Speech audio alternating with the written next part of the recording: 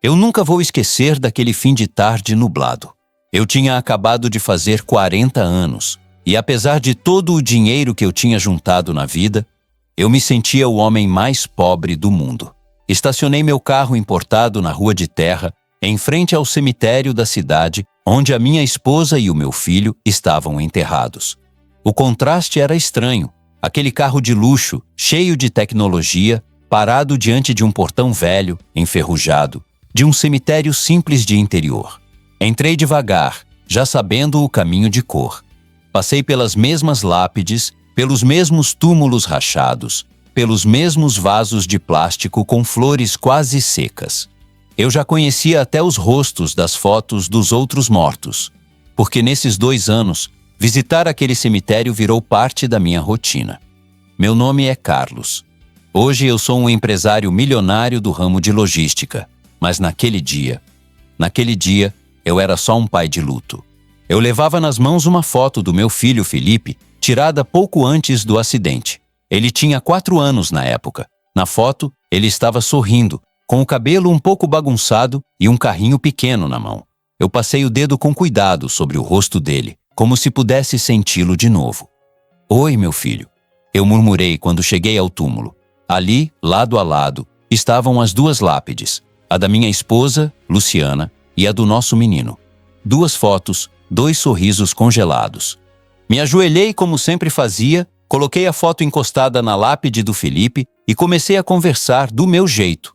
Hoje eu passei lá na empresa, todo mundo falando de crescimento, de contrato novo, mas nada disso tem graça sem você, sem a sua mãe aqui.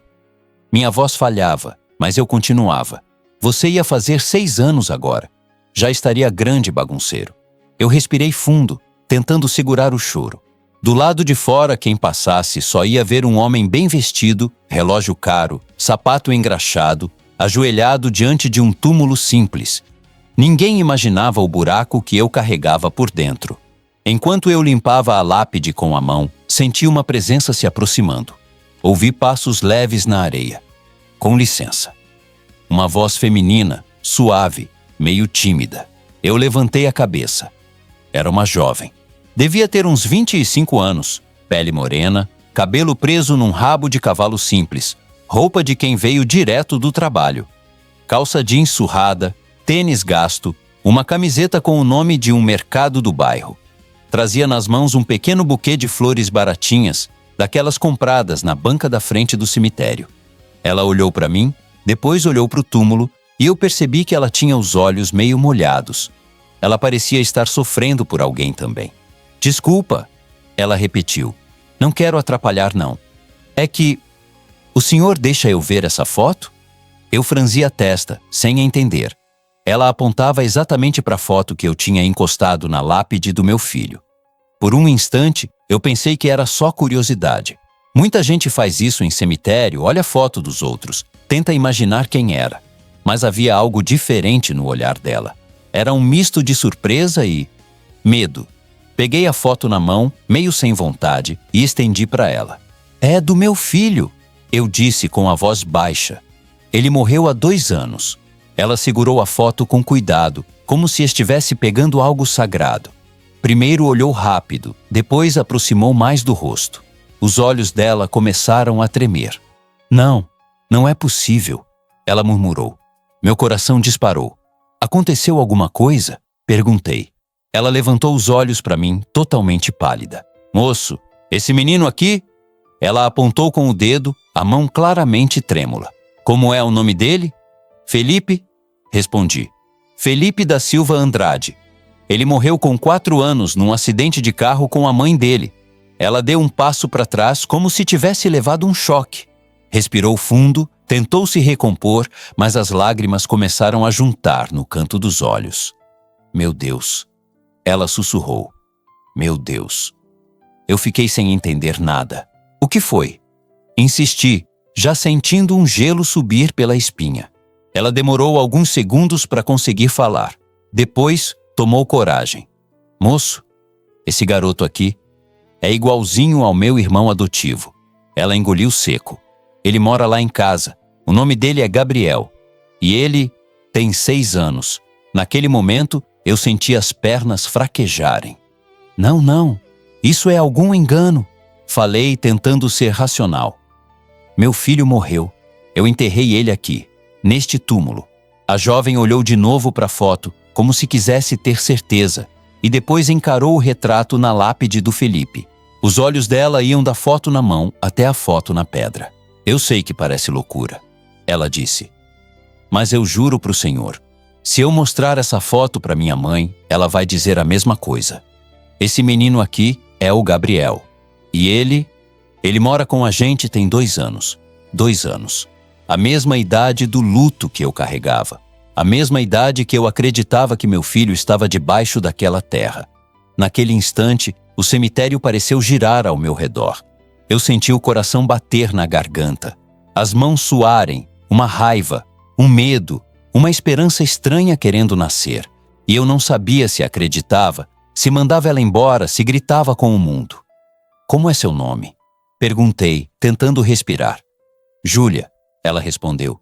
Eu venho visitar o túmulo do meu pai aqui toda semana. Hoje, parece que Deus quis que eu passasse bem na hora em que o senhor estava aqui. Eu olhei para a foto de novo. O sorriso, os olhos, aquela covinha na bochecha. Era o meu filho, era o meu Felipe, mas se ele estava vivo, quem tinha sido enterrado naquele caixão pequeno?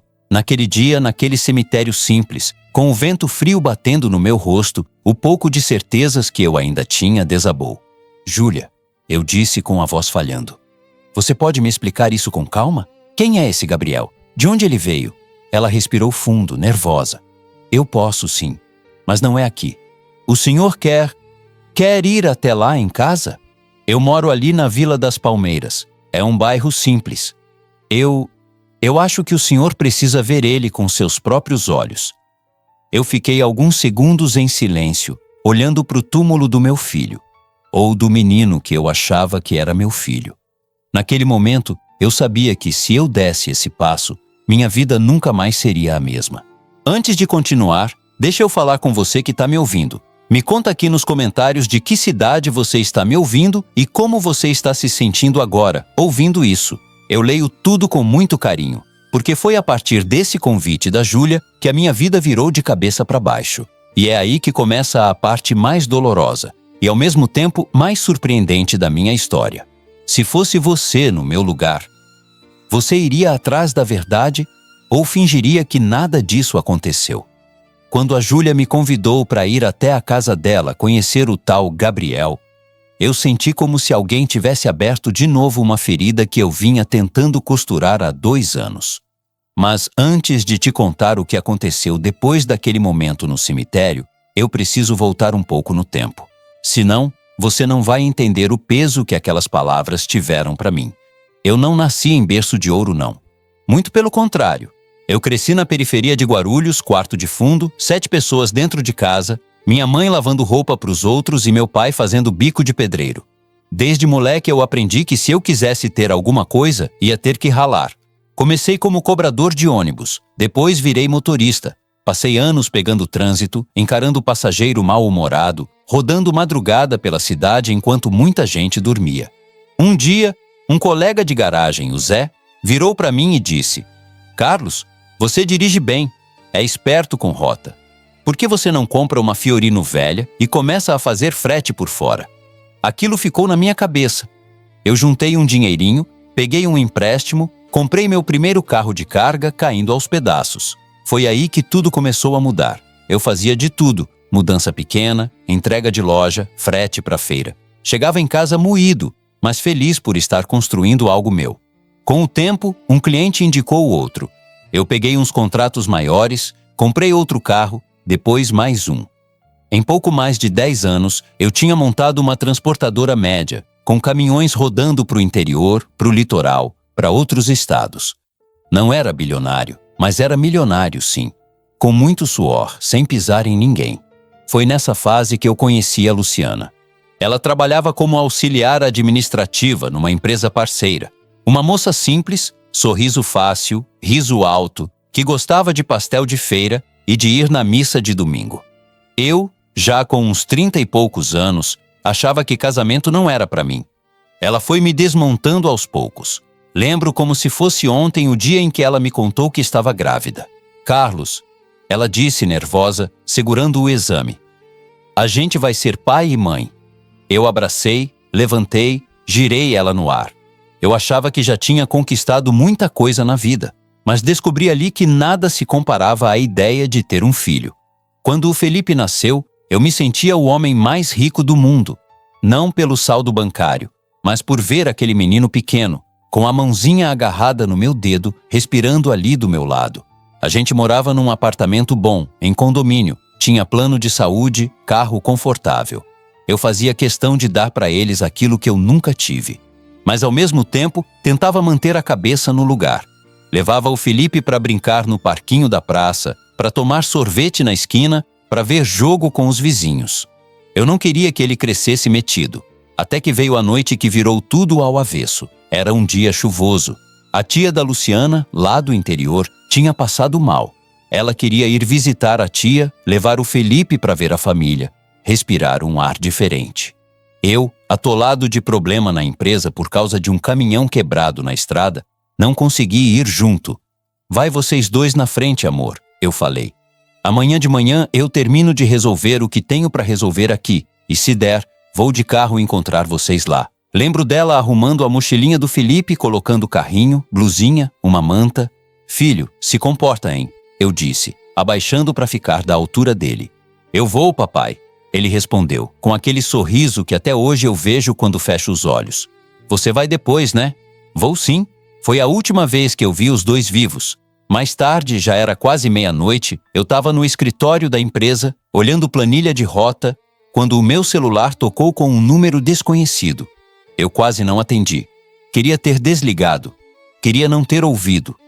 É o senhor Carlos da Silva Andrade? A voz do outro lado era séria. Sim, sou eu. Aqui é do Hospital Público de Santa Helena. Sua esposa e seu filho sofreram um acidente na rodovia. Dali pra frente, juro pra você, eu não lembro direito das frases. Só lembro das palavras soltas. Caminhão, batida frontal, chuva, estado grave, não resistiu. Eu larguei tudo e fui pra lá voando. Cheguei no hospital com o peito estourando. Parecia que eu tinha um peso de 100 quilos em cima do coração. Fui direto pro balcão, perguntando por eles. Uma funcionária mal-humorada me mandou sentar e esperar. Numa situação dessas, você acha que vão vir com cuidado, com carinho. Mas o sistema é frio. Depois de um tempo que pareceu uma eternidade, veio um médico, de jaleco meio amassado, cara cansada. O senhor é o marido da senhora Luciana? Perguntou. Sou. E o Felipe, meu filho? Cadê meu filho? Ele respirou fundo. A sua esposa faleceu na hora. O menino... Bom, o menino chegou em estado muito grave, não resistiu. O corpo dele está bastante machucado. Não é recomendável que o senhor veja para preservar sua imagem dele. Eu, em choque, sem chão, tentei argumentar. Mas como assim? Eu preciso ver meu filho. Eu preciso ver a minha família. Ele balançou a cabeça meio impaciente. Senhor, nós já fizemos a identificação pelos documentos que estavam com eles. Já estamos adiantando os papéis. Sei que é difícil, mas é melhor o senhor lembrar dele como ele era, tá bom? Eu estava sozinho, era madrugada, num hospital cheio, com gente gemendo nos corredores. Ninguém para segurar minha mão.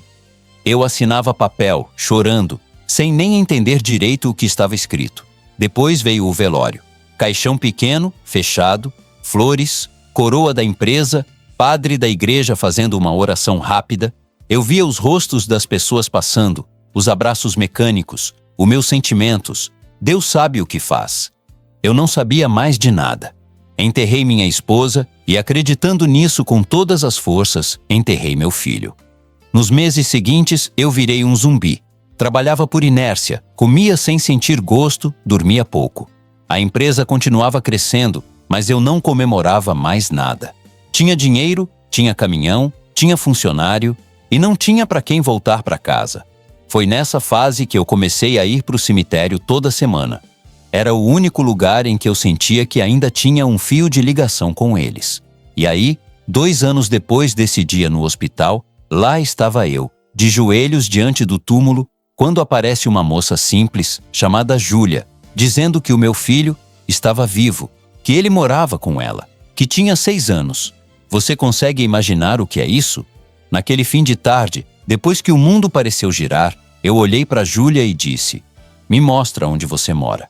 Eu sabia que, a partir dali, ou eu ia descobrir a maior crueldade que alguém poderia fazer com um pai, ou eu ia ter que encarar uma verdade que podia mudar tudo o que eu acreditava há 2 anos. E você, no meu lugar, iria atrás da verdade, correndo o risco de se machucar ainda mais? Se essa história já está mexendo com você, fica comigo, porque o que vem depois mexeu ainda mais com o rumo da minha vida e do coração de todo mundo envolvido. Saí do cemitério com a sensação de que eu estava vivendo um pesadelo acordado. A Júlia veio sentada no banco do passageiro, meio sem saber onde colocava as mãos. Eu liguei o carro quase no automático. O silêncio dentro do carro era tão pesado que dava para ouvir a respiração dos dois. "O senhor?" Ela começou meio sem jeito. "O senhor tem certeza de que quer ir lá em casa agora?" Minha mãe, às vezes ela assusta com essas coisas. "Júlia!" Eu respondi, olhando rápido para ela e voltando os olhos para a rua. "Se existe 1% de chance de esse menino ser o meu filho, eu não tenho como voltar para casa fingindo que não ouvi o que você me disse." Ela baixou a cabeça, segurando firme a bolsinha no colo. "Eu entendo. Só peço para o senhor falar com calma com a minha mãe. Ela passou por muita coisa também." Enquanto eu dirigia saindo da região central e entrando por ruas mais estreitas, eu pensava: será que ela está me confundindo com alguém? Será que é um menino parecido?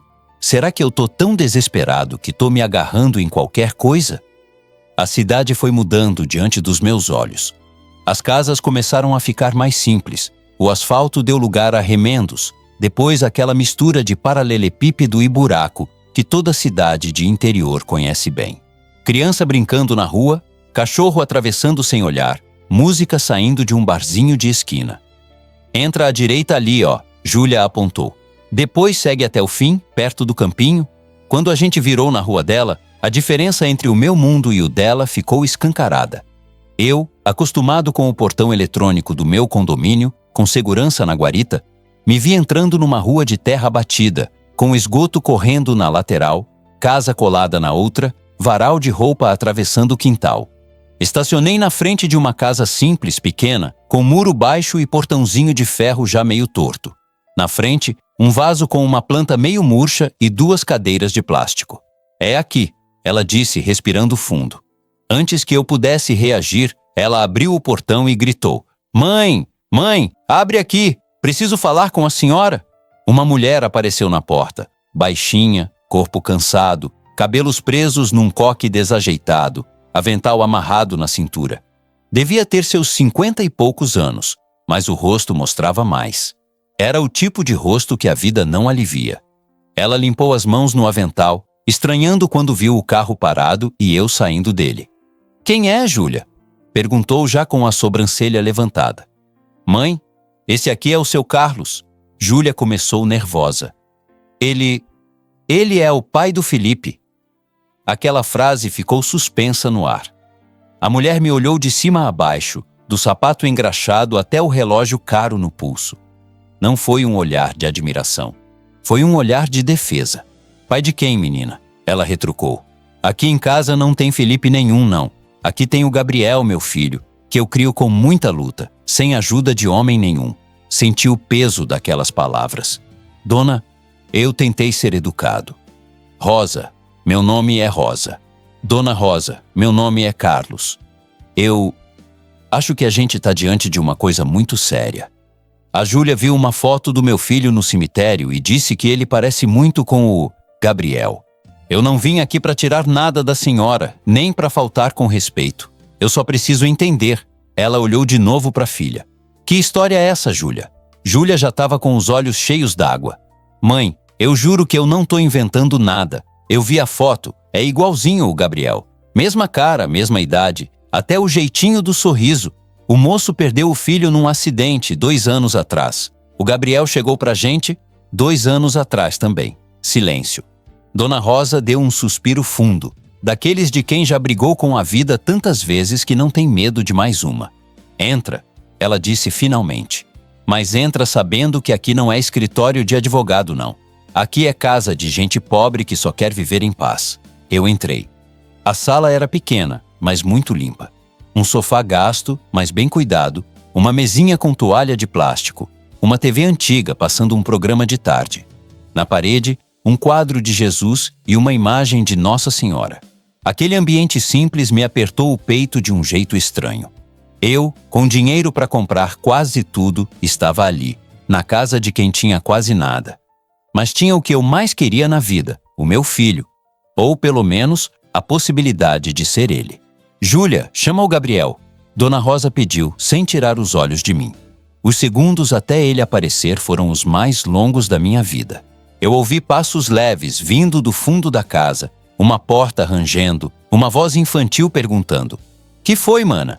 E então ele entrou. Um menino magro de camiseta simples, bermuda surrada, chinelo quase arrebentando. Cabelinho mais comprido do que eu deixava o do Felipe, um pouco desalinhado. Mas os olhos... Meu Deus, aqueles olhos.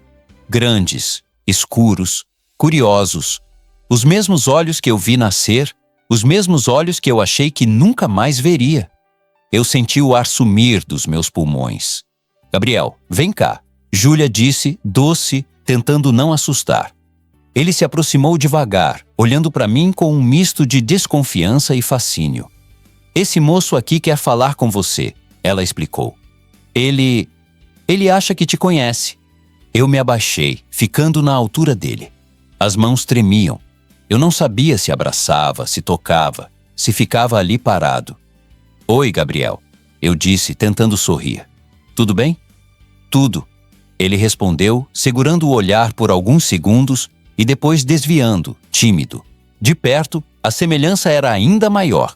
O formato do queixo, a covinha no lado esquerdo quando ele mexia a boca, até uma pequena manchinha perto da orelha que o Felipe tinha desde bebê.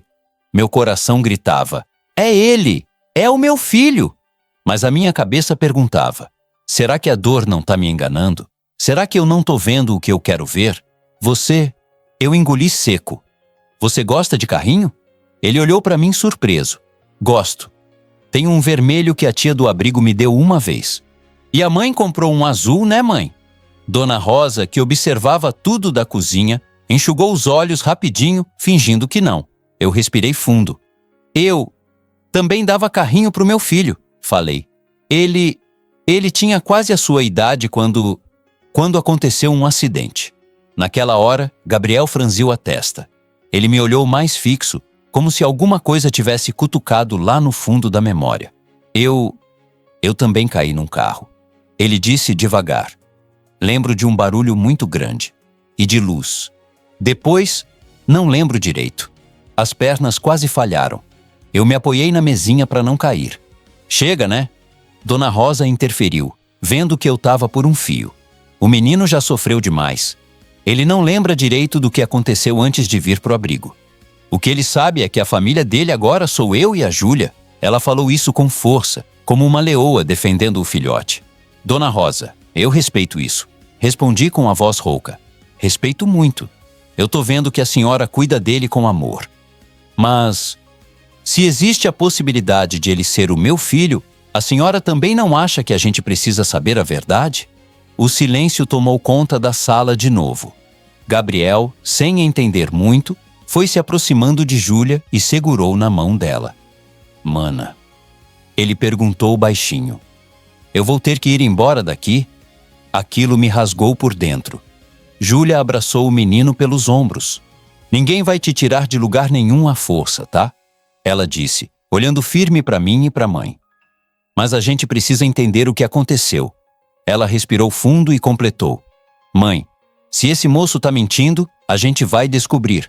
Mas, se ele estiver falando a verdade, a senhora não acha que o Gabriel merece saber quem ele é de verdade?" Dona Rosa fechou os olhos por um instante. Quando abriu, havia mais dor do que raiva. "O que vocês querem fazer?" Ela perguntou. Enfim, naquele momento, eu percebi que a minha vida, a vida daquele menino e a vida daquela família humilde estavam presas à mesma pergunta. Quem é esse garoto, afinal? E foi ali, naquela sala simples, com cheiro de comida e chão encerado, que as primeiras peças desse quebra-cabeça começaram a se mexer. Mas o caminho até a verdade seria muito mais duro do que eu imaginava. E você, no meu lugar, olhando para um menino com os olhos do seu filho, você teria coragem de ir até o fim, mesmo correndo o risco de destruir o mundo dele. E o seu também? Quando a Dona Rosa perguntou: "O que vocês querem fazer?", eu senti que tinha uma bomba na mão, um passo em falso, e eu podia destruir a vida de todo mundo ali. Mas se eu fingisse que nada daquilo estava acontecendo, eu ia carregar para sempre a dúvida mais pesada do mundo. E se meu filho tivesse sido enterrado vivo em outro lugar da cidade? Respirei fundo. Dona Rosa, falei tentando escolher as palavras. Eu não vim aqui para arrancar o Gabriel da senhora, nem para fazer confusão. Mas o que a Júlia me contou, o que eu vi hoje, não dá para ignorar. Eu preciso saber a verdade. E ele também. Ela cruzou os braços defensiva. Verdade, eu já sei qual é, moço. A verdade é que eu peguei esse menino quando ninguém queria. Eu fui no abrigo, vi ele lá todo machucadinho com medo de tudo e trouxe para minha casa. Quem é pai, quem é mãe, é quem cuida. Aquelas palavras entraram em mim como faca, porque no fundo eu concordava com ela. Eu só não sabia em que lugar eu ficava nessa história. Júlia se aproximou da mãe, pousou a mão no ombro dela. Mãe, eu sei. A senhora sabe que eu sei. Mas, e se esse homem estiver falando a verdade? E se o Gabriel tiver uma história antes da gente? A gente não queria isso pra gente também, se fosse ao contrário? Rosa deu um longo suspiro. Eu via que ela não era uma mulher má. Era só alguém que a vida tinha obrigado a viver na defensiva. Tá bom, ela disse finalmente. Mas eu não vou em lugar nenhum sozinha. Se tiver que ir em abrigo, em conselho, em seja lá o quê, a Júlia vai comigo. Eu vou com vocês, eu completei. E se preciso, levo o advogado, não para brigar com a senhora. Para brigar com quem errou. Ela me olhou com certo desprezo. Rico é tudo igual, né? Primeiro fala manso, depois chega com papel para cima do pobre. Eu engolia seco. Merecia ouvir aquilo. Do ponto de vista dela, eu era só mais um doutor de carro caro entrando na favela. A senhora tem razão em desconfiar, respondi. Mas eu não nasci rico, Dona Rosa. Já sei o que é fila de posto, lata d'água na cabeça, ônibus lotado. E se tiver que gastar dinheiro, vai ser contra o hospital, contra o abrigo, contra o Estado. Com a senhora, eu só quero caminhar junto, pelo Gabriel. Ela ficou em silêncio.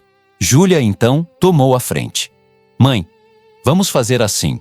Amanhã a gente vai lá no abrigo onde a gente conheceu o Gabriel. O senhor... Ela virou para mim. O senhor pode ir lá encontrar a gente? Posso. Me fala o horário. Marcamos para o dia seguinte de manhã. Antes de ir embora, eu ainda olhei uma última vez para o menino. Ele estava encostado no batente da porta, metade do corpo para dentro, metade para fora, apertando um carrinho vermelho na mão. Tchau, Gabriel. Eu disse, a voz embargada. Foi bom te conhecer. Ele franziu a testa. O senhor volta? Aquilo me desmontou. Se a sua mãe deixar, eu volto sim, respondi. Saí daquela casa com o peito em frangalhos. Naquela noite eu não dormi.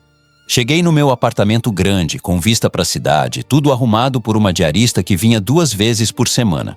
Tudo no lugar, tudo cheiroso e um silêncio que gritava. Abri a gaveta do criado mudo e peguei uma foto da Luciana segurando o Felipe bebê. Sentei na beira da cama e fiquei olhando. Lu, eu falei como se ela pudesse me ouvir. Se esse menino for o nosso filho mesmo, me dá força para fazer o que é certo. Eu não quero ser injusto com quem cuidou dele por 2 anos, mas eu não posso fingir que nada aconteceu. Me ilumina. Fui até um cantinho do quarto onde eu tinha um pequeno oratório com uma imagem de Nossa Senhora Aparecida. Acendi uma vela. Não sou santo, não sou de rezar o dia inteiro, mas naquela noite eu rezei como há muito tempo não rezava. Pedi luz, pedi calma, pedi justiça. E ao mesmo tempo, eu morria de medo da resposta. No dia seguinte, eu cheguei cedo na rua da Dona Rosa. Meu carro de luxo parecia ainda mais deslocado no meio daquelas casas apertadas. Alguns vizinhos pararam na calçada para olhar. Eu via os olhares. Curiosidade, desconfiança, Comentário baixinho no portão. Olha lá, a Rosa tá recebendo visita de rico. Vai ver, é do banco. Pouco depois, a Júlia saiu de casa, de jeans, blusa simples, cabelo preso, uma bolsa atravessada no corpo. Vinha nervosa, mas firme. Bom dia, ela disse, abrindo o portão e entrando no carro. A mãe já foi na frente, a pé. Ela não gosta de andar em carro dos outros. Diz que passa vergonha. Eu sorri de lado. Não tem problema. A gente encontra ela lá. No caminho, perguntei. Júlia, como foi que vocês conheceram o Gabriel? Ela olhou pela janela por alguns segundos como se juntasse as lembranças. Eu trabalhava num mercadinho no caixa. A mãe sempre quis adotar, mas nunca tinha coragem de ir atrás. Depois que meu pai morreu, ela ficou muito sozinha. Aí uma vizinha comentou que tinha um abrigo que fazia reunião para quem queria se cadastrar para adoção. A gente foi. Ela continuou. A assistente social explicou um monte de coisa, pediu documento, fez pergunta. Depois de uns meses chamaram a gente para conhecer uma criança. Quando a gente chegou, ele estava lá. Magrinho, todo assustado, com um curativo na cabeça e um corte grande na perna. Usava outro nome, mas não lembrava direito de nada. Só falava de carro, de barulho, de luz. Meu coração apertou. Eles falaram o que para vocês? Perguntei. Disseram que ele tinha estado num acidente de carro na rodovia, que a família tinha morrido, que ele ficou muito tempo no hospital e que ninguém da família apareceu depois. Tudo que a mãe sempre repetiu é isso. Um menino sem ninguém que Deus mandou para nós. A palavra rodovia ficou batendo na minha cabeça. Era o mesmo tipo de estrada onde a Luciana e o Felipe tinham sofrido o acidente. Júlia, você lembra mais ou menos a data em que vocês conheceram ele no abrigo? Eu perguntei, a garganta seca. Lembro. Foi em agosto, dia 15. A gente nunca esquece. Foi o dia em que minha mãe disse, hoje ganhei um filho do céu. Eu fiz as contas rápidas na cabeça. A data batia com o período logo depois do acidente da minha família. Ali, dentro do carro, eu tive quase certeza de que aquela história não era coincidência. Chegamos ao abrigo.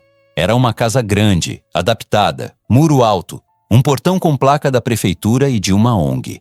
Na fachada, uma pintura meio desbotada com desenhos de crianças de mão dada.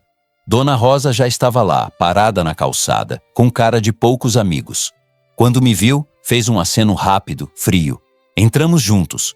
Na recepção, uma mulher de uns 40 anos, cabelo preso, óculos na ponta do nariz, nos atendeu. Na plaquinha do peito estava escrito, Célia, coordenação. Bom dia. Em que posso ajudar? Ela perguntou com aquele tom automático de quem repete a mesma frase todo dia. Dona Rosa tomou a frente. A gente veio falar sobre o Gabriel, o menino que eu adotei aqui. A mulher consultou uma ficha. Ah, sim, o Gabriel. Ele foi adotado há 2 anos. Está tudo bem com ele? Rosa olhou para mim, engoliu seco. Tá, respondeu. Mas o moço aqui diz que o Gabriel pode ser o filho perdido dele. Os olhos da coordenadora se arregalaram. Ela me encarou de cima a baixo. Eu senti de novo o peso de ser o rico daquela sala. Como assim, senhor? Ela perguntou.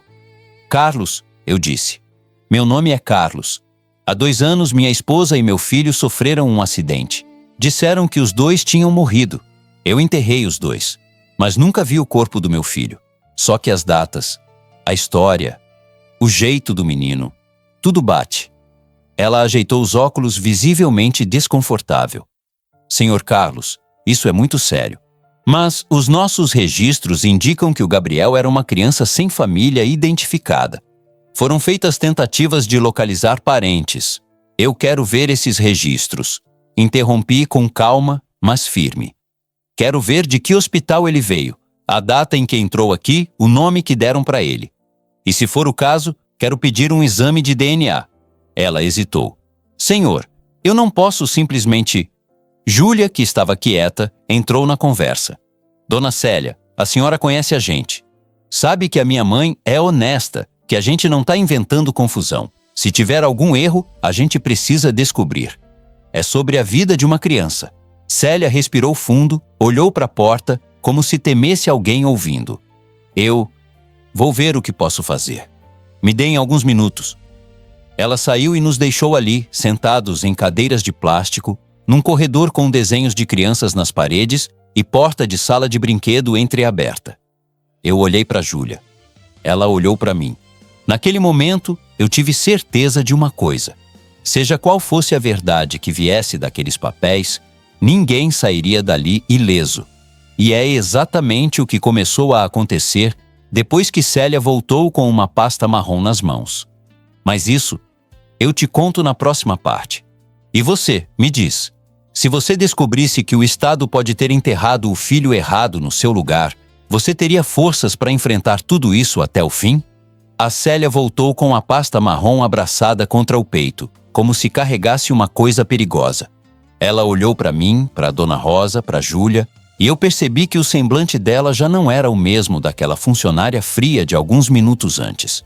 Tinha alguma coisa ali, um medo, uma culpa, uma preocupação. Vamos para minha sala, ela disse. Isso não é assunto para corredor. Entramos numa salinha pequena, com uma mesa simples, um ventilador barulhento no teto e um armário de metal cheio de etiquetas. Ela fechou a porta, puxou uma cadeira, sentou e só então abriu a pasta. Eu sentia meu coração bater tão forte que parecia que a Célia ia ouvir. Aqui estão os registros do Gabriel, ela começou. Pelo menos o que a gente recebeu na época. Ela tirou alguns papéis amarelados com carimbos da prefeitura, anotações à mão, códigos. Ele deu entrada aqui no abrigo dia 18 de agosto, há 2 anos, ela leu. Veio encaminhado pelo Hospital Municipal de Santa Helena. Constava como masculino, cerca de 4 anos, vítima de acidente automobilístico, sem documentos, sem acompanhante. Eu fechei os olhos por um instante. O acidente da Luciana e do Felipe tinha sido no dia 10 de agosto. Dia 18 fazia todo sentido. Não tinha nenhum nome? Eu perguntei, quase sussurrando. Célia virou mais umas folhas. Aqui diz que... Ela aproximou o papel do rosto. Criança desorientada, fala poucas palavras, repete algo como FEP, FEP o tempo todo. Ela ergueu os olhos para mim. Pode ser que fosse Felipe. Mas ninguém conseguiu confirmar. Meu estômago embrulhou. Felipe falava o próprio nome assim quando era menor. Fepi. Eu lembrava dele correndo pela sala, gritando Fepi campeão, quando a gente via jogo. Por que colocaram o nome de Gabriel, então? Dona Rosa perguntou, a voz trêmula. Célia deu um meio sorriso triste. No hospital, para não deixar em branco, botaram Gabriel como nome provisório. Aqui, quando ele chegou, a gente tentou conversar com ele, perguntar se lembrava de algo. Ele só dizia Fepi, mamãe, carro. A gente até achou que Fepi podia ser apelido. Como no encaminhamento já tinha Gabriel, ficou. Ela respirou fundo. A verdade é que a gente acha que está fazendo o melhor, mas o sistema é cheio de buraco. É muita criança, pouca gente para trabalhar, muita pressa, muito papel. E às vezes uma vida inteira fica em cima de uma anotação mal feita. Eu apoiei as mãos na mesa. Célia, eu não estou aqui para apontar o dedo para você pessoalmente. Eu sei que não é fácil. Mas o fato é, o meu filho Felipe sofreu um acidente naquela mesma região na mesma época. Me disseram que ele morreu, me impediram de ver o corpo, me empurraram um caixão fechado, um papel para assinar. Agora eu descubro que um menino sem documentos, da mesma idade, entrou aqui vindo do mesmo hospital, repetindo um nome que parece com o do meu filho. Você entende o tamanho disso? Ela engoliu seco. Entendo, Sr. Carlos. E, sinceramente, eu também estou assustada. Dona Rosa falava pouco, mas eu via o olho dela marejado. E a família? Ela perguntou. Ninguém procurou esse menino? Ninguém ligou para o abrigo? Para o hospital? Célia balançou a cabeça. Oficialmente não. A gente recebeu esse caso como criança sem família identificada. Os assistentes tentaram, na época, cruzar com boletins de ocorrência, notícias de acidente. Mas é muita coisa, Dona Rosa. A verdade é que, quando não tem documento, fica quase tudo em cima do que o hospital manda. E o hospital mandou o quê? Sem identificação. Júlia apertou os lábios, segurando a emoção. E agora? Ela perguntou. O que a gente pode fazer agora? A coordenadora ajeitou os óculos e me olhou. O senhor falou em exame de DNA, né? Eu acho que é o caminho mais seguro. Se o senhor e a Dona Rosa concordarem, a gente pode colocar isso no papel, que há uma suspeita, que a gente precisa de confirmação. Se der negativo, todo mundo segue a vida. Se der positivo, aí o caso vai ter que ir para a vara da infância, para o juiz decidir o que fazer. Eu olhei para Dona Rosa. Ela parecia menor na cadeira. Uma mulher que já tinha lutado tanto para colocar um prato de comida na mesa, agora podia perder o filho que Deus tinha colocado no caminho dela. Eu não tenho estudo, ela disse, encarando o chão. Não entendo dessas coisas de exame, de processo. Eu só sei o que eu sinto. E o que eu sinto é que esse menino é meu filho também. Porque eu cuidei, eu dei banho, eu acordei de madrugada com febre, com pesadelo. Mas, se a gente estiver vivendo um erro, eu não quero ser injusta com o Senhor. Ela apontou para mim, também é pai. Essa foi a primeira vez que eu vi lágrimas escorrendo livremente pelo rosto dela. Dona Rosa, eu falei, com vontade de abraçar aquela mulher, mas me segurei. Seja qual for o resultado, eu nunca vou esquecer o que a senhora fez pelo Gabriel, pelo Felipe, pelo meu filho. Nunca. Júlia limpava os olhos discretamente, tentando ser forte. Eu topo o exame, ela disse. Se isso for trazer a verdade, a gente encara. Mas, moço... Ela virou para mim. Se esse menino for mesmo seu filho, não some da nossa vida, não. Não leva ele embora como se a gente nunca tivesse existido. Aquela frase ficou batendo na minha cabeça. Eu prometo, respondi. Não vou fazer isso. Célia puxou um papel em branco. Começou a escrever um relato, descrevendo a situação, a suspeita, a concordância de todos ali. Pediu que eu, Dona Rosa e Júlia assinássemos. Eu assinei com a mão trêmula. Era como colocar o nome embaixo da porta que podia abrir de novo o túmulo do meu passado. Tem um laboratório de confiança aqui na cidade, ela explicou. Trabalha com exame de DNA judicial. Se o senhor quiser, já posso fazer o encaminhamento. Mas, aviso logo, não é barato. Eu soltei um meio riso sem humor. Dinheiro, Célia, é a única coisa que eu tenho de sobra nessa história. O que está faltando é paz. Saímos de lá direto para o laboratório. O laboratório ficava num prédio mais moderno, perto do centro. Ar-condicionado, recepcionista de jaleco, revista velha na mesa, aquela música ambiente que só serve para aumentar a ansiedade. A atendente pegou os dados, explicou o procedimento. Eu paguei o exame sem pestanejar. Depois, chamaram o menino e a Dona Rosa. Eu vi o Gabriel sentado na cadeirinha, uma enfermeira simpática explicando que ia só beliscar o braço, para tirar um pouquinho de sangue. Ele fez uma careta, mas não chorou. Corajoso, hein? Eu disse, tentando aliviar. Nem eu fui tão forte assim na primeira vez. Ele deu um sorrisinho de lado. E naquele sorriso de novo, eu vi o meu Felipe correndo pela sala com o joelho ralado, dizendo: Não doeu, papai, eu sou forte. Depois foi a minha vez. Agulha no braço, tubinho enchendo de sangue, coração apertado. A enfermeira colocou os rótulos, conferiu o nome, colocou tudo numa bandeja. A atendente informou: o resultado fica pronto em até 15 dias úteis. Mas, como é caso com implicação jurídica, o laudo sai assinado por perito e é enviado também para o fórum, se for solicitado. 15 dias. 15 dias para saber se eu tinha enterrado o filho errado. 15 dias para aquela família humilde viver com a ameaça de perder o menino. 15 dias para o coraçãozinho dele ficar confuso, sentindo que tinha alguma coisa muito grande acontecendo, sem entender bem o que. Saí do laboratório com um nó na garganta. Na porta, Júlia caminhava ao meu lado. Fomos juntos até o carro. Obrigado por ter encarado isso comigo, eu disse. Ela deu de ombros. Eu só tô tentando fazer o que é certo. Não sei se vou aguentar, mas tô tentando. Eu olhei para ela por um instante. Jovem, mas com um olhar que já tinha visto muita coisa. Uma força bonita, misturada com medo. Você é mais forte do que pensa, Júlia. Ela sorriu de leve, sem graça. Eu só espero que Deus não esteja brincando com a gente, Sr. Carlos. Nem eu, respondi. Naquele momento, eu não imaginava o tamanho da reviravolta que aquele exame ia trazer. Mas isso é o que eu vou te contar na próxima parte. E você me responde com sinceridade. Se estivesse no meu lugar, você teria coragem de esperar esse resultado, sabendo que qualquer palavra no papel podia mudar completamente a vida de uma criança?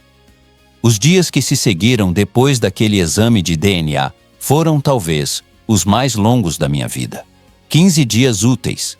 Parece pouco quando você fala assim, rápido. Mas, quando cada dia carrega a dúvida se o seu filho está vivo ou morto, esse tempo vira uma eternidade. Eu acordava cedo, ia para a empresa, assinava contrato, resolvia problema com caminhão parado em fiscalização, discutia frete com cliente grande. Mas, por dentro, era como se nada daquilo existisse de verdade. Eu estava ali de corpo, mas a cabeça tinha voltado para aquele cemitério, para aquela sala simples da Dona Rosa, para o olhar do Gabriel. Na transportadora, os funcionários me viam passando apressado pelos corredores, pelo pátio onde os caminhões ficavam enfileirados, e deviam pensar que eu estava preocupado com algum negócio importante. Ninguém imaginava que, naquele momento, o dinheiro que eu tinha não servia para resolver o que mais importava. Uma tarde, minha gerente financeira, a Patrícia, entrou na minha sala com uma pilha de papéis. Carlos, a gente precisa fechar aquele contrato com a rede de supermercados. Eles estão pedindo uma proposta nova.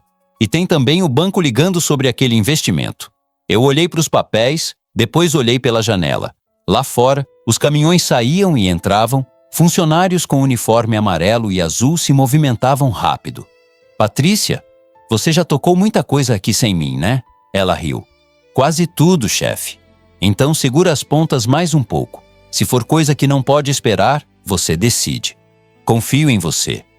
Ela me encarou com um pouco mais de atenção. Tá tudo bem, Carlos? Você anda diferente. Por um segundo, eu pensei em contar, só para desabafar. Mas me segurei. Tenho umas coisas pessoais para resolver. Mas vai ficar tudo bem. Ela assentiu e saiu, deixando a pilha de papéis na mesa. Eu nem toquei. Naqueles dias, eu mantive um contato discreto com a Júlia.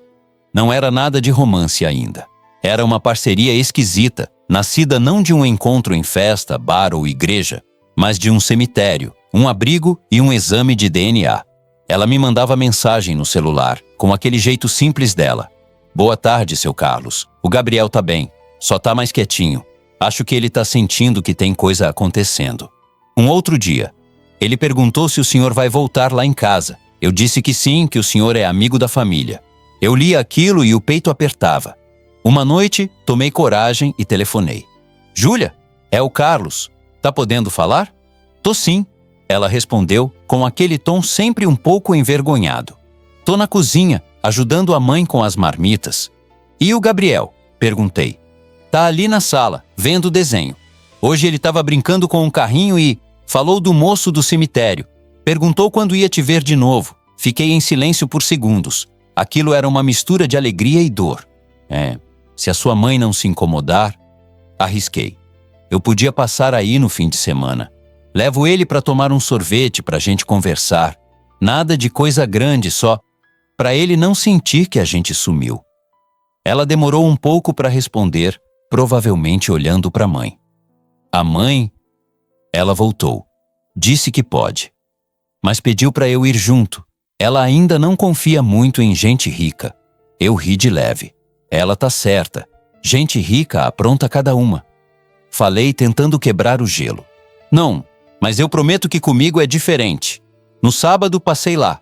O Gabriel me recebeu com um sorriso meio tímido, meio feliz. Eu levei um carrinho novo, não caro, mas bonito. Ele pegou, abraçou e por um instante eu vi o Felipe de 4 anos correndo pela sala do meu apartamento de antigamente. Você gosta de sorvete de quê? Perguntei. Chocolate. Ele respondeu sem hesitar. Então hoje é dia de sorvete de chocolate. Fomos os 3. Eu, Júlia e ele. A Dona Rosa ficou em casa, desconfiada, mas deixou. Sentamos numa sorveteria simples, com mesa de plástico, televisão pequena passando jogo reprisado. Ele lambuzou a cara toda, enquanto falava de escola, de desenho, de um amigo da rua. Em alguns momentos, ele me olhava como se tentasse lembrar de algum lugar onde já tivéssemos estado juntos antes. Aquilo me cortava. Depois, deixamos ele brincando num parquinho ali perto, sob o olhar atento de Júlia, e ficamos conversando no banco. Como é que o senhor aguenta? Ela perguntou de repente. Digo, essa espera toda, sem saber se ele é mesmo seu filho ou não. Eu respirei fundo. Não aguento, não. Só tô fingindo que aguento. Ela sorriu triste. A gente também tá assim. A mãe não fala, mas anda rezando mais que o normal. Vai na igreja quase todo dia, acende vela, conversa com o padre. Tem medo de Deus tirar o filho dela de novo. Ele não vai tirar, respondi. No máximo vai devolver um pedaço de mim que eu achei que tinha perdido. E, se for mesmo meu filho, Dona Rosa nunca vai deixar de ser mãe dele também. Nem você vai deixar de ser irmã. Ela me olhou de lado. O senhor fala bonito. Não é bonito. É só tentativa de ser justo. A Júlia tinha um jeito de me olhar que misturava respeito e curiosidade. Eu não era só o patrão rico. Eu era um homem que carregava um buraco parecido com o dela. O senhor é casado ainda? Ela perguntou meio sem jeito. Não. A Luciana morreu naquele acidente. Nunca mais me envolvi com ninguém. Ela baixou os olhos. Desculpa, não devia ter perguntado. Tá tudo bem. A vida da gente é feita dessas perguntas também. Ficamos um tempo em silêncio, observando o Gabriel escorregar, cair, levantar e rir. Naquele instante, o tempo pareceu suspenso. Era só um homem, uma mulher e uma criança num parquinho de bairro. Se você olhasse de longe, diria que éramos uma família, e aquilo, de certa forma, me assustou. Os dias foram passando. Num deles, recebi uma ligação do laboratório. Senhor Carlos, aqui é da recepção. O resultado do exame de DNA ficou pronto. O laudo já está disponível para retirada. Eu senti as pernas amolecerem. Sentei na cadeira. Eu posso mandar alguém buscar? Perguntei por impulso, com medo de encarar. O ideal é o senhor mesmo, por causa da assinatura de recebimento. Mas, se preferir, podemos encaminhar direto para o advogado ou para o fórum, dependendo do caso. Respirei fundo. Não, eu vou pessoalmente. Desliguei e fiquei um tempo com o telefone na mão, como se ele pesara 1 tonelada. Peguei o carro e dirigi até o laboratório quase no automático. Cada sinal vermelho parecia um teste para ver se eu realmente queria chegar ao fim daquela estrada. Na recepção, a mesma moça de antes me reconheceu, pediu 1 minuto, entrou numa sala e voltou com um envelope pardo, lacrado, com meu nome completo escrito. O senhor precisa assinar aqui, ela disse apontando para uma linha no formulário. Minha mão tremia tanto que a assinatura saiu quase ilegível. Segurei o envelope. Podia ter aberto ali mesmo, na frente dela, naquele corredor branco e frio. Mas alguma coisa em mim dizia que aquele papel não podia ser lido sozinho, num lugar qualquer. Eu saí, entrei no carro, deixei o envelope no banco do passageiro. E sem pensar muito, disquei o número da Júlia. Júlia? Minha voz saiu mais fraca do que eu queria. O resultado saiu. Do outro lado, silêncio por alguns segundos. O senhor já viu? Ela perguntou. Ainda não. Tô com o envelope na mão. Eu queria saber se vocês querem que eu vá aí. A gente abre juntos. Ela respirou fundo. Eu quase conseguia ouvir o coração dela batendo do outro lado da linha. Vem sim. A mãe tá em casa. Acho que a gente tem que encarar isso junto, né? Tem, respondi. Desliguei o telefone e antes de ligar o carro, fechei os olhos por um instante. Naquele envelope estava a resposta para a pergunta que me consumia há 2 anos. E talvez o começo da parte mais difícil de toda essa história. E você, aí do outro lado, imagina abrir um envelope que pode te dizer se sua vida foi construída em cima de um erro? Você teria coragem de encarar essa verdade, custe o que custar? O caminho até a casa da Dona Rosa pareceu mais curto naquele dia. Talvez porque eu estivesse tão focado naquele envelope no banco do passageiro que mal vi o trânsito, os buracos, as esquinas. Era como se só existissem 2 coisas no mundo, o papel lá dentro e o menino de olhos conhecidos que me esperava do outro lado da cidade. Quando estacionei na frente da casa, Júlia já estava no portão. Ela parecia diferente, não de roupa nem de cabelo. Era o olhar, um misto de medo, de esperança e de cansaço. Ele dormiu. Ela falou baixinho assim que eu desci do carro. A mãe deu um banho, botou um desenho, mas ele apagou. Acho que sentiu o clima. Assenti com a cabeça. Entrei. Dona Rosa estava sentada na beira do sofá, mãos cruzadas no colo, olhos fixos na televisão desligada. Quando me viu com o envelope na mão, ela engoliu seco. Então, é isso aí, né? Apontou com o queixo. É, respondi. O resultado. Ficamos os três em silêncio por alguns segundos. Parecia até que o tempo tinha parado naquela sala simples, com cheiro de café que tinha passado há pouco. "O senhor vai abrir?" Júlia perguntou. Eu respirei fundo. Eu não acho justo abrir sozinho. A vida de vocês também está aqui dentro. Sentei à mesa. Júlia sentou de um lado, Dona Rosa do outro. O envelope estava no meio, como uma bomba prestes a explodir. Minhas mãos tremiam quando comecei a rasgar a aba. Tentei me controlar, mas o papel fez um barulho alto, que ecoou na minha cabeça. Puxei o laudo. Era uma folha branca, com o cabeçalho do laboratório, termos técnicos, números, assinaturas. Meu nome completo, o nome de Gabriel dos Santos, como estava no registro deles, e uma série de porcentagens. Por alguns segundos, as letras pareceram embaralhar. Júlia se inclinou um pouco. "O que diz aí?" Ela perguntou com a voz quase infantil. Eu foquei numa frase em negrito, embaixo. Resultado: compatibilidade genética compatível com relação de paternidade em 99,999% dos locos analisados. Meus olhos marejaram. Eu engoli seco, tentei falar, mas a voz não saiu. Dona Rosa começou a bater o pé no chão, nervosa. "Fala logo, homem!" Ela explodiu, mais pelo nervosismo do que por falta de educação. "É ou não é?" Eu respirei fundo. "É." Consegui dizer finalmente. "Ele é meu filho." O exame deu positivo.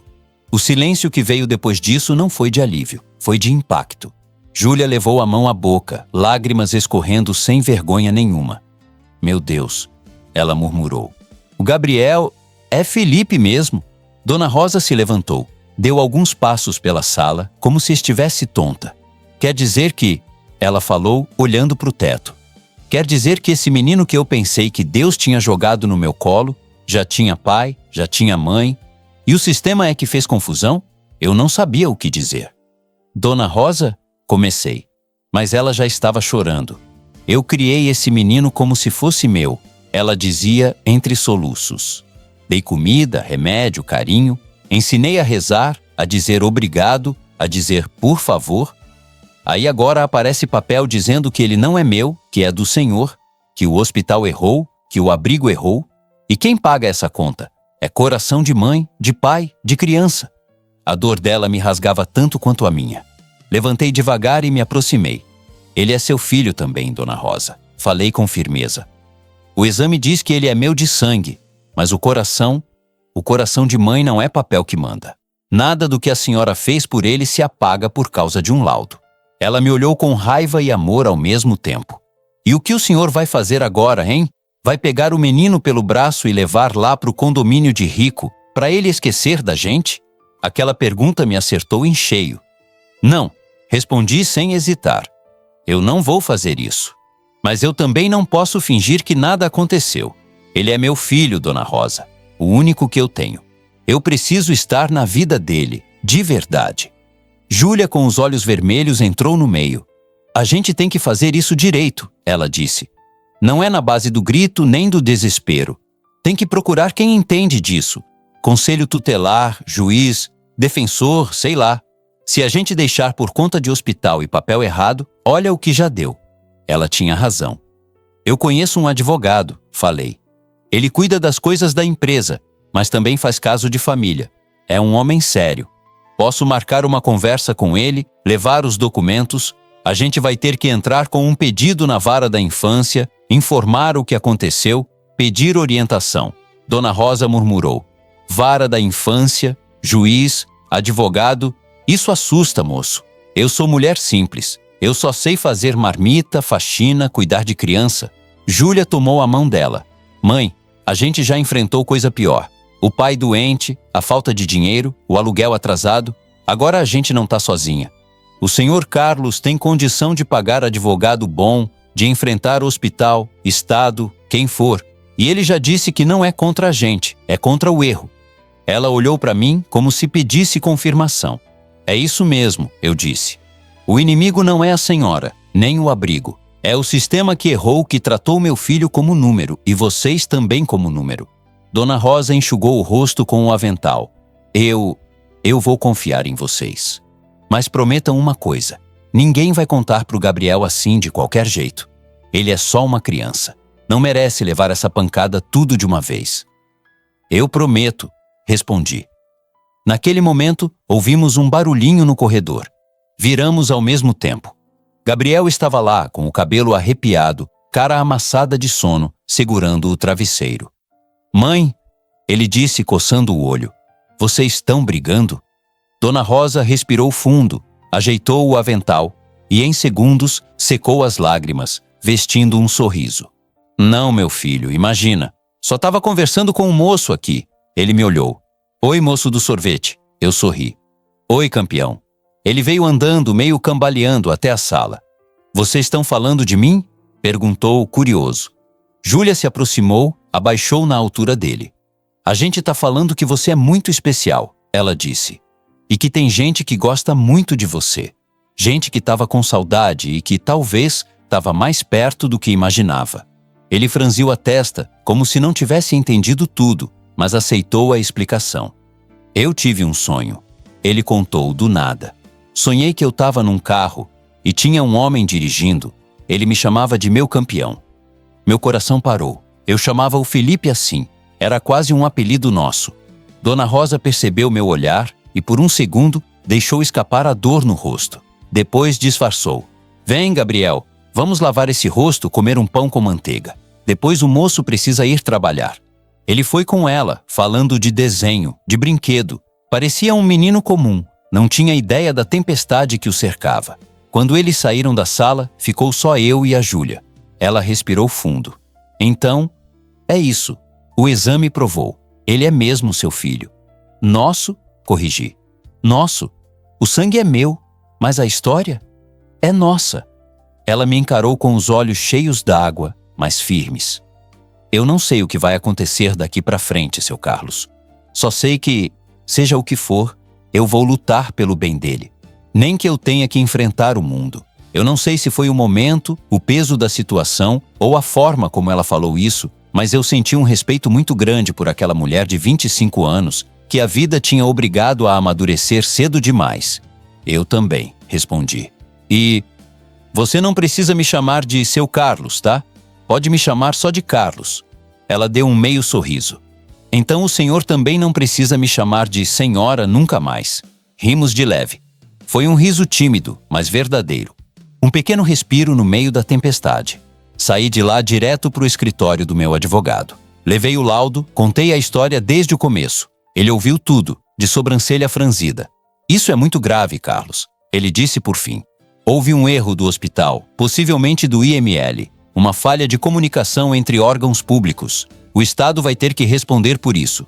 E quanto ao menino, vamos ter que entrar imediatamente com um pedido na vara da infância para regularizar essa situação. O juiz precisa saber que aquele garoto está sendo criado como filho adotivo, quando, na verdade, tem pai identificado e vivo. E a Dona Rosa? Perguntei. Eu não quero que tratem ela como criminosa. Ela não roubou meu filho. Ela acolheu. Ele assentiu. Fica tranquilo. A gente vai deixar isso muito claro nos autos. O problema não é a família adotiva. É o caminho torto que levou o menino até lá. Saí do escritório com uma pasta de documentos debaixo do braço e uma certeza. A partir dali, a briga não seria mais só no meu coração. Ia ser no fórum, na mesa do juiz, no gabinete do promotor. Só que o fórum não julga sentimento. E é justamente aí que a coisa começa a ficar ainda mais complicada. Na próxima parte, eu vou te contar como foi encarar o juiz, os psicólogos e, principalmente, ouvir da boca do meu próprio filho o que ele sentia. E eu te pergunto, se fosse você, aceitaria dividir o amor do seu filho com outra família, sabendo que foi graças a eles que ele não cresceu sozinho? Você disse, depois que o advogado entrou com a ação na vara da infância, a minha vida virou uma sucessão de relatórios, entrevistas, visitas e esperas. Eu sempre achei que problema de pobre é que vive na mão de juiz, assistente social, defensor. Mas descobri que quando o sistema erra, até o rico vai parar na mesma fila. A diferença é que eu tinha dinheiro para pagar advogado. O resto era igual para todo mundo. A primeira coisa que aconteceu foi a visita da assistente social na minha casa. Ela chegou numa terça-feira de manhã, com uma prancheta na mão, um sorriso profissional e um crachá da prefeitura pendurado no peito. Bom dia, Sr. Carlos. Sou a Patrícia, assistente social da Vara da Infância. Vou fazer uma avaliação da casa, das condições, da sua rotina. O senhor sabe como funciona? Sei mais ou menos, respondi. Mas pode perguntar o que precisar. Ela olhou em volta. Meu apartamento era grande, bem decorado, com móveis modernos, tudo em ordem. Quartos amplos, cozinha planejada, varanda com vista para a cidade. O senhor mora sozinho? Ela quis saber. Moro. Morava com a minha esposa e meu filho. Depois do acidente, fiquei só. Ela anotou alguma coisa. O senhor tem alguém que o ajude no dia a dia? Empregada, diarista, família por perto? Tenho uma diarista que vem 2 vezes por semana. Familiares, quase nenhum por perto. Meus pais moram no interior, já idosos. Mas se meu filho vier morar comigo, isso muda. Posso contratar uma babá, uma cuidadora, o que for preciso. Ela me olhou por cima dos óculos. Dinheiro não parece ser problema para o senhor. Eu respirei fundo. Patrícia, dinheiro é a única coisa que eu tenho de sobra nessa história. O que está faltando é tempo com meu filho. Ela anotou outra coisa. Andou pela casa, entrou no quarto que eu tinha começado a preparar para o Felipe de novo. Mandei montar uma cama nova, um armário. Coloquei alguns brinquedos, fotos nossas de quando ele era pequeno. O senhor tem ideia de como pretende fazer a adaptação dele, caso a guarda fique com o senhor? Ela perguntou. Não quero tirar ele da vida que ele conhece de uma vez, respondi. Quero fazer isso com calma. Não quero causar mais trauma. Ele vai continuar vendo a Dona Rosa e a Júlia. Eu sei que eles são parte da história dele. Ela me encarou por alguns segundos, como se me medisse por dentro. A gente vai ouvir a outra família também, avisou. Depois, o juiz vai analisar tudo. O senhor entende que mesmo sendo pai biológico, não é automático? Eu entendo, falei. Só quero que olhem pra gente com justiça. Nem porque eu tenho dinheiro, nem porque elas são pobres. Que olhem pra verdade. Ela fechou a prancheta, agradeceu e foi embora. Dias depois, a Patrícia fez o mesmo na casa da Dona Rosa. Eu soube depois que ela entrou na cozinha apertada, viu a geladeira com ímã de farmácia, o fogão antigo, mas tudo limpinho. Viu o quarto do Gabriel, a cama simples, os brinquedos poucos, mas bem cuidados. Viu o abraço que ele dava na Mãe Rosa e na Mana Júlia. O relatório dela, mais pra frente, ia dizer exatamente isso.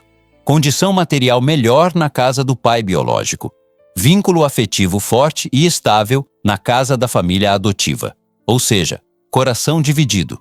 Chegou o dia da avaliação psicológica. Levaram o Gabriel para conversar com a psicóloga da vara. Foi num consultório com brinquedos no chão, papel e giz de cera.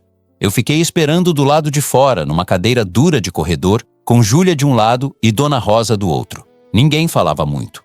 Só se ouvia o barulho distante de crianças em outros atendimentos, passos no corredor e o tic-tac invisível do relógio dentro da minha cabeça.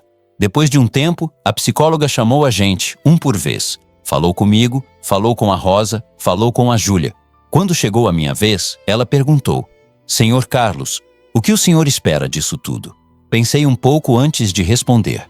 Eu espero que o meu filho saiba quem ele é, de onde veio, que ele não foi largado no mundo. Espero poder ser pai de verdade, não só no papel, e ao mesmo tempo que ele não perca a família que cuidou dele quando eu achava que ele estava morto. Eu sei que parece pedido demais, mas é o que eu desejo.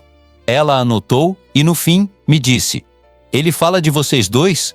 Chama a senhora Rosa de minha mãe e o senhor de meu amigo do sorvete. Mas nos desenhos, ele já coloca você como pai. Só não sabe dar esse nome ainda. Saí dali com o coração apertado e cheio de esperança ao mesmo tempo. Veio então o dia da audiência. Era um prédio grande, com bandeira do Brasil tremulando na frente, escadas de mármore gasto e gente entrando e saindo com pastas na mão. Na porta da sala de audiência, eu vi a Rosa e a Júlia sentadas num banco, com expressão tensa. O Gabriel estava com elas, de calça jeans, camiseta limpa, cabelo penteado. Parecia mais arrumado do que em qualquer dia que eu tinha visto. Quando me aproximei, ele abriu um sorriso. Oi, Carlos. Desta vez, ele falou meu nome assim, sem moço, sem nada. Meu peito encheu de um jeito que eu não sei descrever. Oi, campeão, respondi, me abaixando para abraçar. Tá bonito, hein? Ele riu.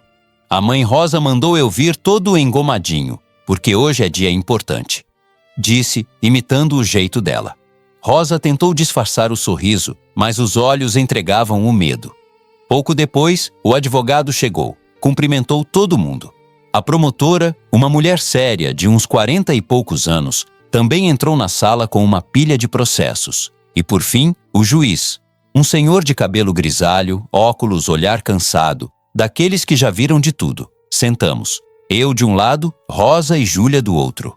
Gabriel ficou no meio, perto da psicóloga, com alguns lápis e papel na mesa, para não ficar só ouvindo coisa grande. O juiz começou. Estamos aqui para tratar da situação do menor registrado como Gabriel dos Santos, de 6 anos de idade, acolhido por Dona Rosa e agora reconhecido como filho biológico do Sr. Carlos Andrade por exame de DNA. O caso envolve erro grave de identificação de corpo, falha de hospital, possível responsabilidade do Estado. Mas, acima de tudo, envolve o futuro de uma criança. E é nisso que a gente vai focar. Ele olhou para mim. Senhor Carlos, o senhor quer falar? Eu respirei fundo. Excelência, eu não estou aqui para tirar nada de ninguém. Eu estou aqui para recuperar o que me foi arrancado. Meu filho. Por 2 anos eu visitei um túmulo achando que ele estava lá. Chorei, rezei, me culpei. Descobrir que ele está vivo foi o maior milagre da minha vida. Mas eu reconheço que se ele está bem hoje, é porque a Dona Rosa e a Júlia cuidaram dele. Eu não quero que o Estado conserte um erro cometendo outro. Rosa foi chamada em seguida. Ela se levantou, ajeitou o vestido simples, segurando as lágrimas. Doutor juiz, eu sou mulher de pouca palavra e pouco estudo. Eu sei que ele é filho de sangue desse homem aí. Apontou para mim sem agressividade, só constatando. O exame está aí, mas para mim ele também é meu filho. Eu peguei esse menino quando ele não tinha ninguém, dei meu prato de comida, dei remédio que a prefeitura às vezes nem tinha. Eu tenho medo de perder ele, mas também não quero enganar ninguém. Se for para ele saber a verdade, que saiba. Só peço que não deixem a gente longe dele. O juiz assentiu, anotou algumas coisas. A promotora fez algumas perguntas, tentando entender se havia alguma tentativa de esconder o menino, se houve má-fé. Ficou claro que não. Depois, o momento que eu mais temia, ouvir o próprio Gabriel. A psicóloga se abaixou ao lado dele. Gabriel, lembra que a gente conversou que hoje o juiz ia querer saber o que você sente? Ela falou, suave. Ele balançou a cabeça. Então, você pode falar o que quiser. Aqui ninguém vai brigar com você por causa disso. A gente só quer entender. O juiz sorriu de leve. Fica tranquilo, campeão. Aqui não é prova de escola, não. Só quero ouvir você. Ele olhou primeiro para Rosa. Eu amo a mãe Rosa, disse, simples. Ela cuida de mim, faz comida gostosa, me leva na igreja. Depois olhou para Júlia. A Júlia é minha irmã. Ela brinca comigo, me ajuda na lição. Por fim, virou o rosto para mim. E o Carlos? Ele parou um pouco. Eu sonhei com ele antes de conhecer ele. Sonhei que tinha um homem me chamando de campeão num carro.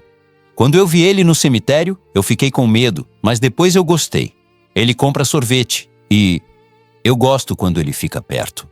Eu não segurei as lágrimas. O juiz respirou fundo. E se eu te perguntar, Gabriel, onde você quer morar? Com quem você quer ficar? O silêncio pesou. Ele olhou para o teto, como se procurasse a resposta lá em cima. Começou. Eu queria morar com os 3. Todo mundo riu de nervoso. Mas não tem 3 casas, filho. O juiz explicou com delicadeza. Tem a casa da mãe Rosa e da Júlia. E a casa do Carlos. A gente precisa organizar isso direitinho. Mas você vai poder ver todo mundo, tá? Ninguém vai desaparecer. Ele pensou um pouco mais. Eu queria... Apontou para mim. Morar com o Carlos. Mas também quero ver a mãe Rosa e a Júlia. Não quero que elas fiquem tristes. Aquele menino de 6 anos fez o que muito adulto não consegue. Escolheu sem abandonar. O juiz fechou a caneta, ficou alguns segundos em silêncio, olhando para o processo, para os relatórios, para a gente. Depois falou. Eu já li tudo. Laudos, exames, relatórios de assistente social, parecer da psicóloga. O Estado errou gravemente ao tratar essa criança como sem família, quando o pai estava vivo e foi mal informado. Isso não tem desculpa. Mas graças à senhora Rosa e à senhorita Júlia, esse menino não cresceu sozinho, sem carinho, sem abraço. Então, o que a gente tem aqui não é um caso de disputa comum. É um caso de reparação. Ele ajeitou os óculos. A guarda vai ser deferida ao pai biológico, Sr. Carlos Andrade. É direito dele, é direito da criança saber de sua origem e conviver com seu pai. Mas, e fez questão de enfatizar, isso não significa cortar laços. Pelo contrário, fica estabelecido um regime de convivência amplo com Dona Rosa e Júlia, que poderão ver o menino todos os fins de semana alternados, feriados combinados, férias compartilhadas. E mais que isso, eu recomendo que as partes, por conta própria, mantenham contato além do mínimo. Porque esse menino tem, na prática, 3 adultos que o amam sinceramente. E num país onde tanta criança é largada, isso é um privilégio que a gente não pode jogar fora. Rosa chorou. Júlia chorou. Eu chorei. Não era a decisão perfeita, mas era a mais humana que eu podia imaginar. Saímos da sala com um papel na mão e um mundo de emoções no peito. A partir dali, começaria a adaptação mais difícil, levar o Felipe para minha casa, sem arrancar o Gabriel da casa onde ele tinha aprendido a existir. E no meio disso tudo, uma coisa começou a mudar devagar. A forma como eu olhava para Júlia e como ela olhava para mim. Mas isso é assunto para a próxima parte. E você, me diz, na sua opinião, o juiz agiu certo em dividir assim a convivência? Ou você acha que faria diferente se estivesse no lugar dele? O dia em que o Felipe veio dormir na minha casa pela primeira vez, eu nunca vou esquecer. Eu passei o dia inteiro andando de um lado para o outro, ajeitando coisas que já estavam ajeitadas, conferindo se o lençol estava esticado, se o travesseiro era confortável, se o guarda-roupa tinha roupa suficiente para ele. Parecia até pai de primeira viagem, e de certa forma, eu era mesmo. Pela segunda vez, quando cheguei na casa da Dona Rosa, ele estava na porta com uma mochilinha nas costas e o carrinho vermelho na mão. Júlia ajeitava a gola da camiseta dele, Dona Rosa disfarçava as lágrimas. "Tá pronto, campeão?" Perguntei tentando sorrir. Ele olhou para mim, depois olhou para a casa atrás, como se estivesse dividindo o coração no meio. "Eu vou, mas..." Virou para Rosa. "Eu volto, né, mãe?" Ela engoliu o choro, abriu um sorriso grande, forçado, mas cheio de amor. "Claro que volta, meu filho. A casa é sua. Você só vai conhecer um outro quarto agora, só isso." Júlia se abaixou na altura dele. "Lembra do que a gente combinou?" disse. "Você pode gostar lá e gostar daqui. Seu coração cabe todo mundo, viu?" Ele assentiu, apertou o carrinho na mão e veio pro meu lado. Antes de entrar no carro, virou de novo. "Tchau, mãe Rosa! Tchau, Ju!" Ele correu de volta, abraçou as duas ao mesmo tempo. Eu vi aquelas 3 vidas misturadas num abraço só e pensei, meu Deus, não deixa eu estragar isso. No caminho, ele olhava pela janela, prestando atenção em tudo. "Você mora muito longe da minha casa", comentou. "Um pouquinho", eu ri. "Mas, se depender de mim, não vai faltar carona para você." Quando chegamos no condomínio, o porteiro abriu o portão, cumprimentou. "Boa noite, seu Carlos." Felipe arregalou os olhos. "Ele sabe seu nome?" "Sabe. Eu moro aqui faz tempo." Entramos na garagem, subimos pelo elevador. A porta do apartamento se abriu e, pela primeira vez, aquele lugar deixou de ser só meu. "Uau!" Ele soltou, entrando devagar. O piso brilhando, o sofá grande, a TV enorme, a varanda com a cidade lá embaixo toda acesa. Para quem vinha de uma casa simples na rua de terra, era outro mundo. "Esse quarto aqui..." Eu abri a porta do quarto que eu tinha preparado. "É seu." Tinha uma cama com lençol de super-herói, um guarda-roupa com algumas roupas que eu comprei, uma prateleira com brinquedos, alguns novos, outros guardados de quando ele era pequeno com a Luciana. Ele entrou, passou a mão na cama, abriu o armário, viu as camisetas dobradas. "Tem roupa minha aqui", comentou curioso. "Tem sim", respondi. "Comprei para você. Vai ter mais depois, se você quiser."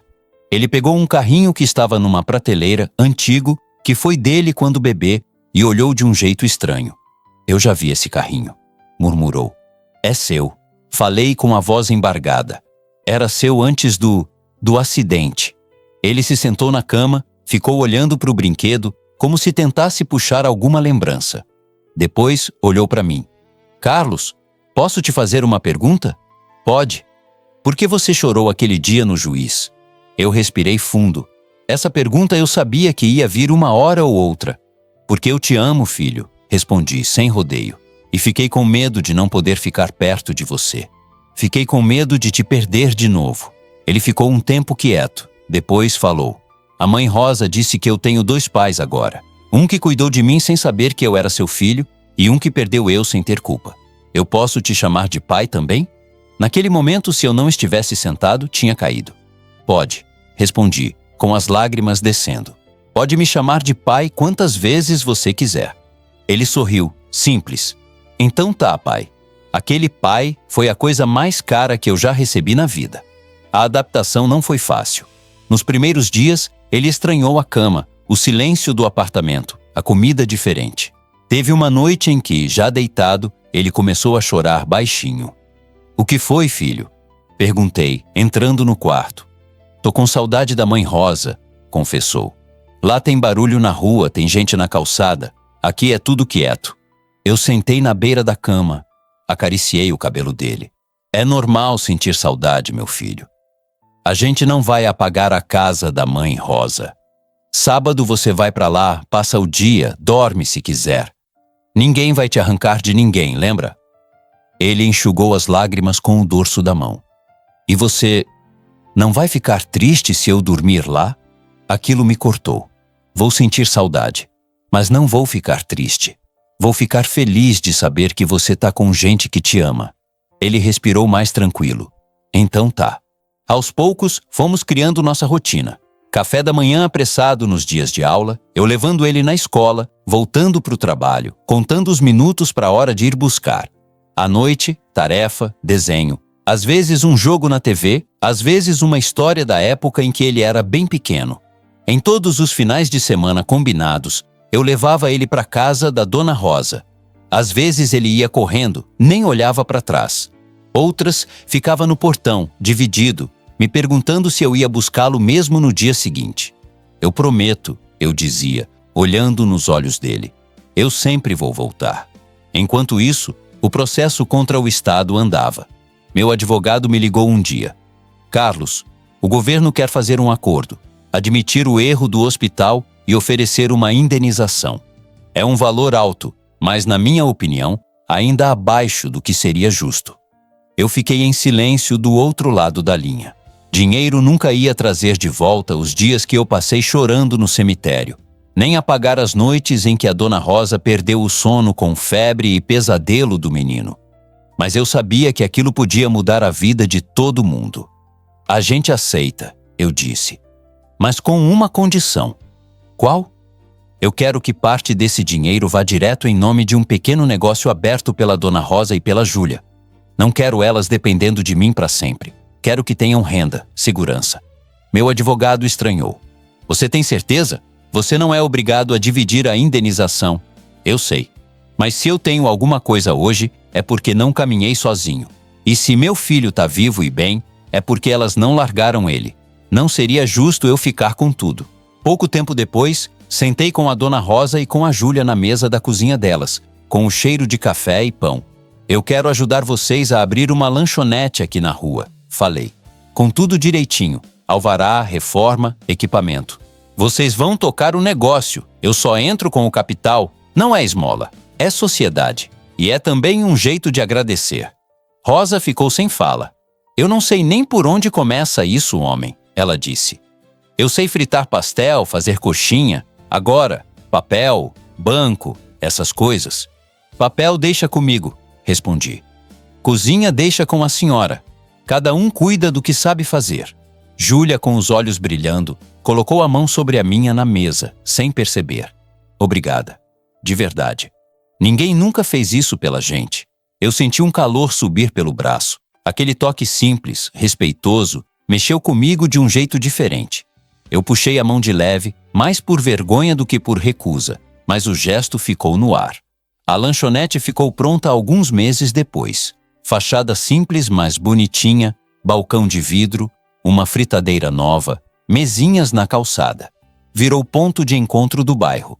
O pastel da Rosa e o sorriso da Júlia atraíam gente de tudo quanto é canto. Felipe adorava.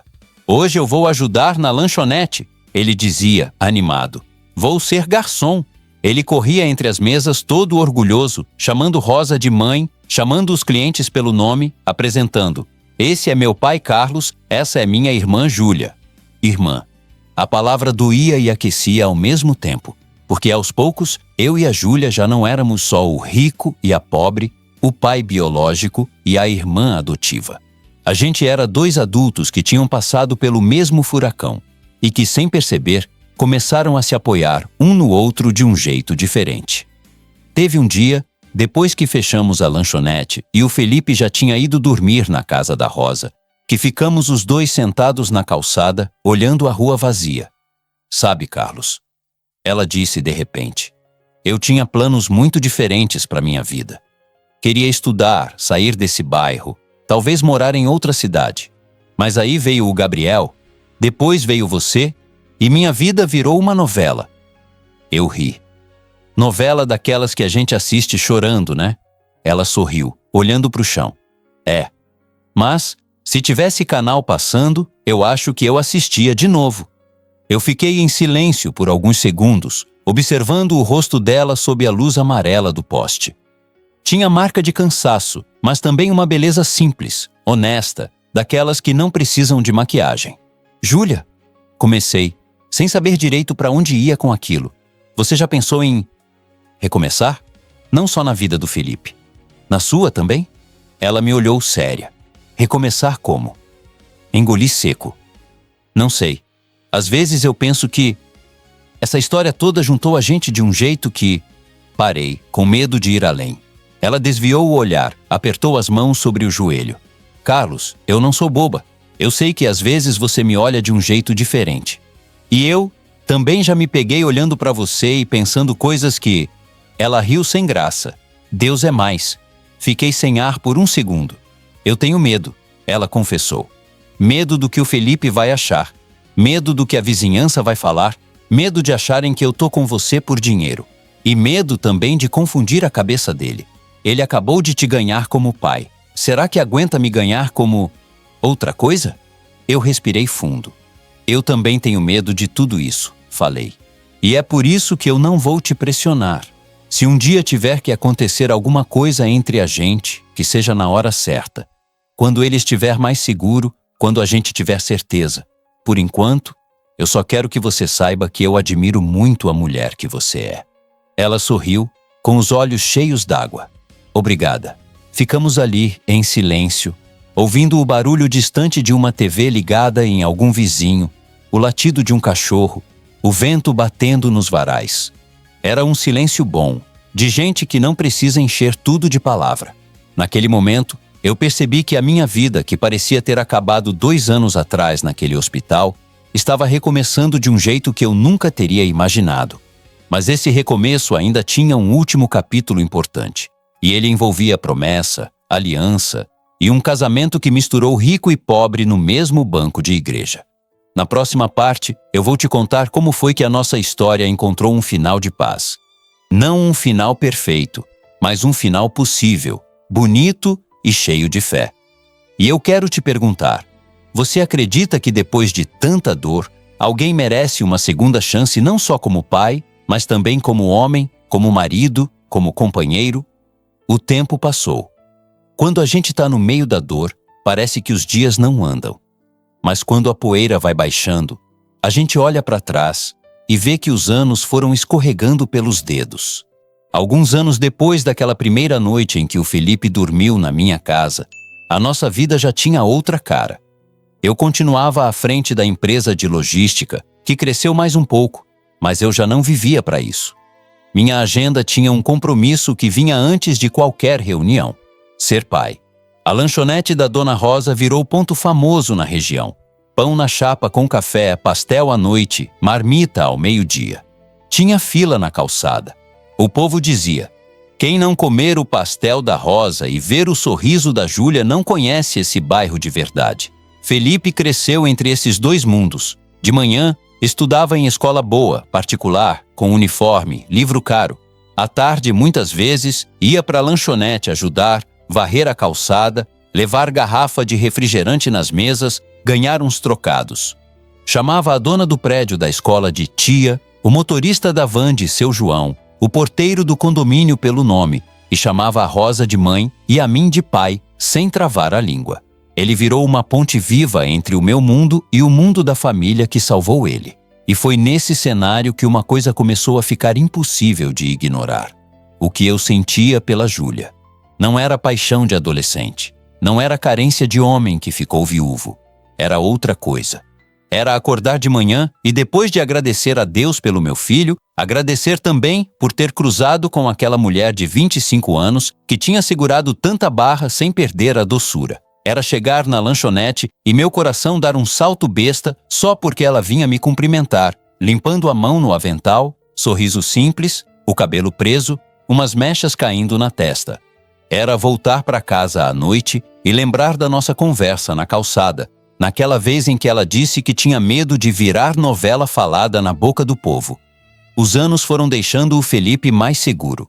Ele já sabia com clareza a história inteira.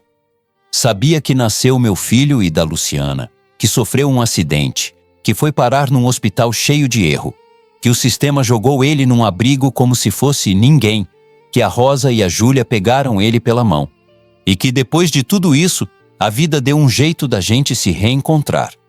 Um dia, ele chegou na sala já com uns 10, 11 anos e perguntou, do nada, "Pai, você gosta da Júlia?" Eu estava vendo TV. Quase engasguei com o café. "Gosto sim", respondi, tentando ser neutro. "Ela é uma mulher